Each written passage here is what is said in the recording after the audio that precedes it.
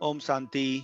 आज का अव्यक्त महावाक्य 16 जनवरी 1975 से लिया गया है, जिसका शीर्षक है ज्वाला रूप अवस्था।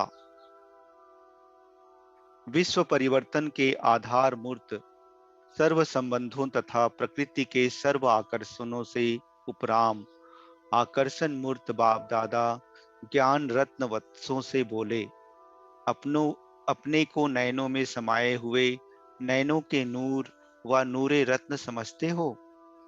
स्वयं को बाप दादा के नैनों के सितारे समझते हो? नैनों के सन्मुख हो या नैनों में समाये हुए हो? दो प्रकार के सितारे इस समय चमक रहे हैं। हर एक स्वयं से पूछे कि मैं कौन सा सितारा हूँ, समाये हुए की क्वालिफिकेशंस और सन्मुख वाले के बीच, दो के बीच में तीसरे के आने की मार्जिन रहती है, अर्थात कोई न कोई विघ्न निरंतर में अंतर कर सकता है। लेकिन जो नैनों में समाये हुए हों, वे बाप के समान होते हैं। कोई परिस्थिति व प्रकृति अर्थात पांच तत्व भी बाप से उन्हें अलग नहीं कर सकते। गोया वे सदा विजयी निरंतर एक रस और एक की लगन में मगन होंगे। एक बाप और बाप समान सदा ईश्वरीय सेवा, बस इसके सिवा उन्हें और कुछ दिखाई नहीं देगा। उनकी दृष्टि, वृत्ति और स्मृति ये तीनों ही सदा समर्थ रहती है, अर्थात व्यर्थ समाप्त हो जाता है। ऐसे बने हो या बनना है। विश्व परिवर्तन के आधार मूर्त स्वयं को परिवर्तन किया हुआ अनुभव करते हो? अगर आधार मूर्त संपूर्ण परिवर्तन की अभी स्वयं में कमी महसूस करते हैं, तो फिर विश्व परिवर्तन कैसे होगा? आधार मूर्त स्वयं अपने लिए ही कुछ समय की आवश्यकता समझते हैं या विश्व परिवर्तन के लिए अभी समय चाहिए, यह संकल्प उत्पन्न होता है। आधार मूर्त के दृढ़ संकल्प में कभी हलचल के संकल्प रहते हैं, तो विनाश अर्थ निमित्त बनी हुई आत्माओं में कभी जोश, कभी होश आ जाता है। आधार मूर्त आत्माओं का संकल्प ही विनाश अर्थ निमित्त बनी हुई आत्माओं की प्रेरणा का आधार है। तो अपने आप से पूछो कि प्रेरक शक्ति सेना का संकल्प दृढ़ निश्चय बुद्धि है और स्वयं एवर रेडी है। जैसे यज्ञ रचने के निमित्त ब्रह्मा बाप के साथ ब्राह्मण बने, तो यज्ञ से प्रज्वलित हुई यह जो विनाश ज्वाला है, इसके लिए भी जब तक ज्वाला रूप नहीं बनते, तब तक यह विनाश की ज्वाला भी संपूर्ण ज्वाला रूप नहीं लेती है। यह भड़कती है, फिर शीतल हो जाती है। कारण, क्योंकि ज्वाला मूर्त और प्रेरक आधार मूर्त आत्माएं अभी स्वयं ही सदा ज्वाला रूप नहीं बनी है। ज्वाला रूप बनने का दृढ़ संकल्प स्मृति में नहीं रहता है।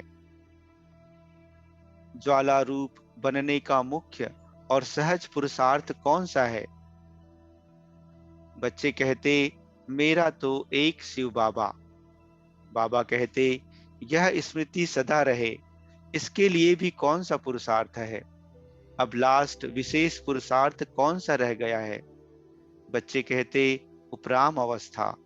बाबा कहते, यह तो रिजल्ट है, लेकिन उसका भी पुरुषार्थ क्या है? बच्चे कहते, न्यारापन। बाबा कहते, न्यारापन भी किससे आएगा? कौन सी धुन में रहने से? धुन यही रहे कि अब वापिस घर जाना है। जाना है अर्थात उपराम। जाना है, जहां जाना है वैसा पुरुषार्थ स्वतः ही चलता है। जब अपने निराकारी घर जाना है, तो वैसा अपना वेश बनाना होता है। तो इस नए वर्ष का विशेष पुरुषार्थ यही होना चाहिए कि वापिस जाना है और सबको ले जाना है। इस स्मृति से स्वतः ही सर्व संबंध, सर्व प्रकृति के आकर्षण से उपराम अर्थात साक्षी बन जाएंगे। साक्षी बनने से सहज ही बाप के साथी बन जाएंगे व बाप समान बन जाएंगे। सर्व को सदा ज्वाला रूप दिखाई देंगे, तब ही यह विनाश ज्वाला भी आपके ज्वाला रूप के साथ साथ स्पष्ट दिखाई देगी।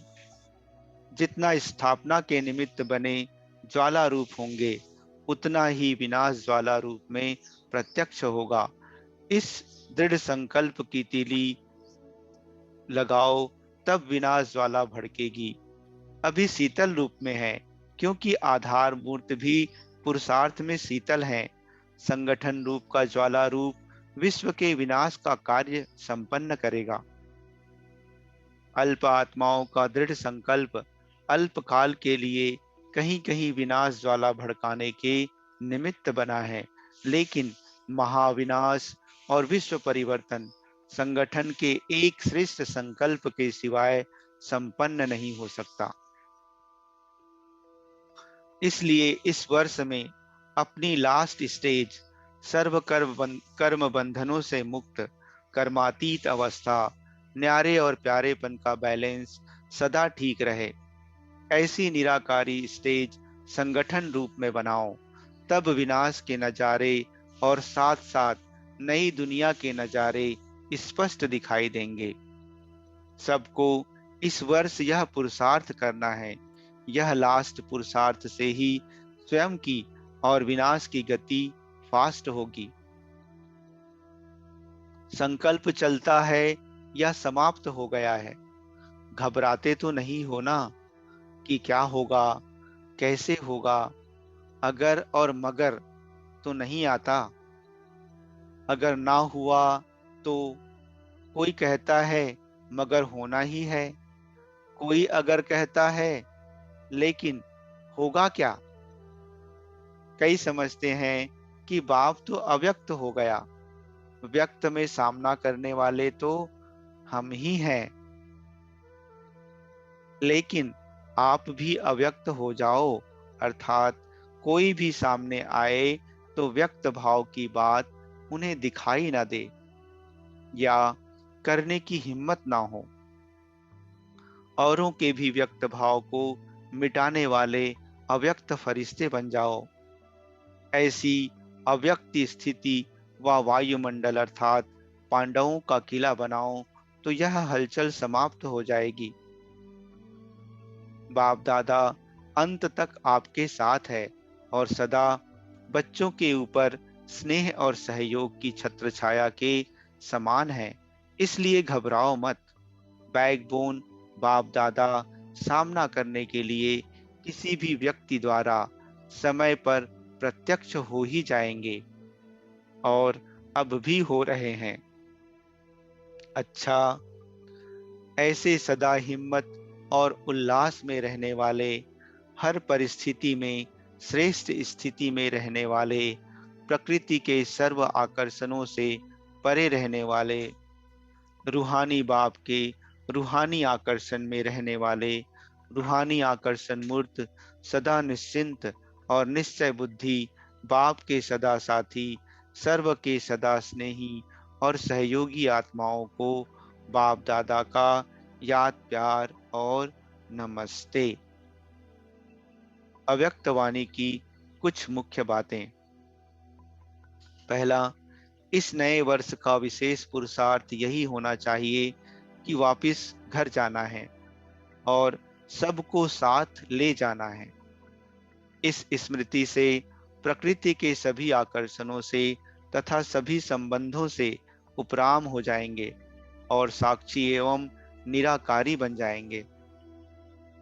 दूसरी पॉइंट, साक्षी होने से सहज ही बाप के साथी बन जाएंगे और समान बन जाएंगे। तीसरी पॉइंट, जो वत्स बाप दादा के नैनों में समाये हुए होते हैं वे बाप समान होते हैं। कोई भी परिस्थिति और प्रकृति का कोई भी रूप उन्हें बाप से अलग नहीं कर सकता। वे सदा एक की लगन में मगन होते हैं।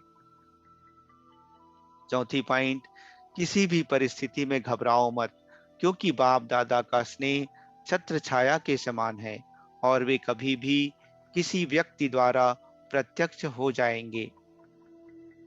अच्छा, ओम शांति।